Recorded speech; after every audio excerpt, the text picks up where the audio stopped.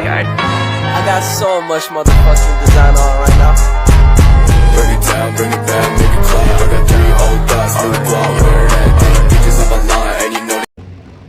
Assalamualaikum warahmatullahi wabarakatuh. Salam, Om Swastiastu, Namo Buddhaya, Salam Kebajikan. Perkenalkan, nama saya Putri Adelia Bordamanik, perwakilan dari kelompok 9, kelas F, PGSD Unimed Stambuk 2023. Tujuan saya membuat video ini yaitu untuk memenuhi tugas mata kuliah perkembangan peserta didik yang saya hormati Bapak Dr. Andrus Robin Hartamba MPD selaku dosen pengampu mata kuliah perkembangan peserta didik. Adapun materi yang kami angkat yaitu bagaimana hubungan perkembangan emosional anak sekolah dasar dengan perkembangan teknologi di era digital.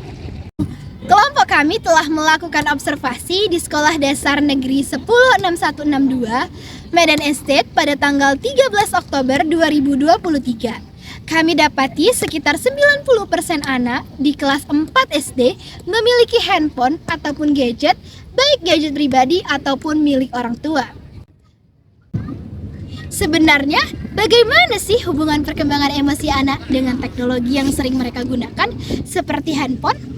Untuk mengetahui lebih dalam, saya akan menjelaskan terlebih dahulu apa itu perkembangan emosi dan apa sih emosi itu. Emosi dapat didefinisikan sebagai respon psikologis yang melibatkan perasaan, pikiran, dan tingkah laku seseorang. Emosi seringkali muncul sebagai reaksi terhadap situasi tertentu dan dapat berpengaruh pada suasana hati dan kesejahteraan individu.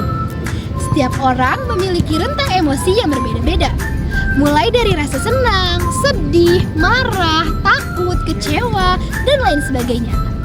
Emosi juga dapat mempengaruhi cara orang berinteraksi dengan orang lain dan mempengaruhi pengambilan keputusan. Penting untuk memahami dan mengelola emosi agar dapat hidup secara seimbang dan harmonis.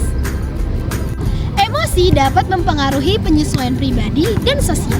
Pengaruh tersebut dapat memiliki dampak yang baik maupun yang buruk bagi anak. Dengan melihat ekspresi wajah, gerakan tubuh, serta mendengarkan suaranya, kita dapat memahami perasaan dan pikiran anak. Anak-anak sekolah memiliki kecenderungan untuk berpikir imajinatif dan aktif dalam bergerak.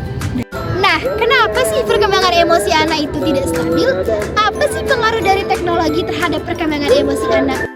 Perkembangan teknologi dari tahun ke tahun semakin pesat, terutama di bidang komunikasi. Salah satu contoh teknologi yang sangat populer adalah gadget. Gadget digunakan oleh siapapun, baik orang dewasa maupun anak-anak. Anak-anak yang cenderung terus-menerus menggunakan gadget akan mengalami ketergantungan. Tapi, tahukah kamu? Penggunaan gadget secara berlebihan memiliki dampak negatif. Apa saja dampak negatif yang mungkin terjadi? Mengganggu saraf motorik anak.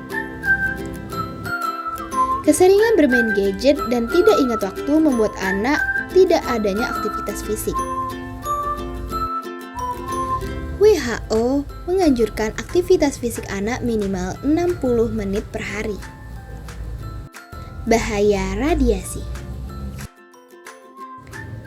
Kegiatan lama menatap gadget dapat menimbulkan efek samping pada mata, yaitu mata lebih cepat lelah karena dipaksa fokus menatap layar tanpa banyak berkedip. Mempengaruhi pola bicara. Terlalu sering bermain gadget dapat mempengaruhi penyerapan kosakata pada anak. Akibatnya anak mudah emosi dan menggunakan kata-kata yang kasar. Menghambat perkembangan interaksi sosial. Terlalu sering bermain gadget berpengaruh terhadap adaptasi dan perilaku sosial anak. Hal ini membuat anak menjadi generasi yang cuek dan tidak peduli terhadap lingkungan sekitar. Kecanduan. Kecanduan anak-anak akan terikat dengan gadget, sehingga mereka lupa belajar dan hanya terpikat oleh gadget.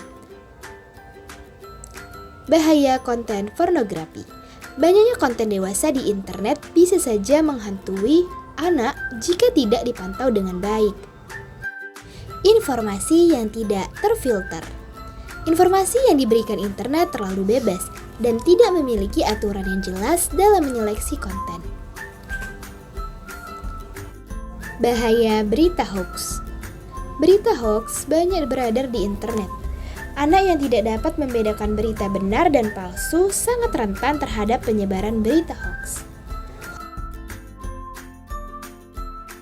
Menurut Dr. Ida Rohmawati SPKJ tentang pengaruh gadget dan internet, dalam pembahasannya ia mengajak kita melihat dengan perspektif yang bijak, bukan sekedar mencari kesalahan, tapi mencari penyebabnya, bukan sekedar merampas gadget, tapi mencari solusi. Bagaimana cara mengatasinya? Beri waktu istirahat di tengah-tengah bermain. Misalnya setelah bermain gadget 30 menit, kemudian istirahat dulu 30 menit sebelum bermain gadget kembali. Jadwalkan waktu bebas gadget seperti waktu untuk makan bersama atau jalan-jalan dengan keluarga. Dan juga tempat bebas gadget seperti tidak boleh ada gadget di kamar tidur. Beri jarak waktu antara tidur dan bermain gadget minimal 1 jam. Berbanyak aktivitas lainnya seperti membaca buku, bermain dengan teman-teman di luar, bersepeda, bermain bola, berenang, dan lain-lain. Gadget juga memiliki dampak yang positif jika digunakan secara terarah dan juga terkontrol. 1. Merangsang kemampuan anak. Merangsang kemampuan anak untuk berpikir kreatif jika penggunaan gadget ini dipakai dengan tepat oleh sang anak. Itu dapat membantu sang anak untuk dapat berkarya dengan baik. Contohnya sebagai seorang konten kreator. 2. Berpikir kritis. Cara berpikir anak menjadi lebih kritis karena banyaknya aplikasi yang digunakan secara tidak sadar itu akan mengasah cara berpikir anak untuk memecahkan suatu masalah. Ketiga, melatih kemampuan motorik. Karena ketika menggunakan gadget, itu terhubung dengan gerakan otot-otot tubuh. Keempat, anak menjadi lebih selektif dalam memilih informasi.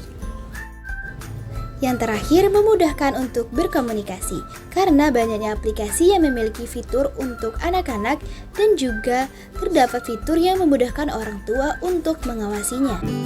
Sekian tugas proyek dari kelompok 9 kelas FVGSD Unimed Stambuk 2023. Saya Putra Delia Bordamanik, sekian dan terima kasih. Wassalamualaikum warahmatullahi wabarakatuh.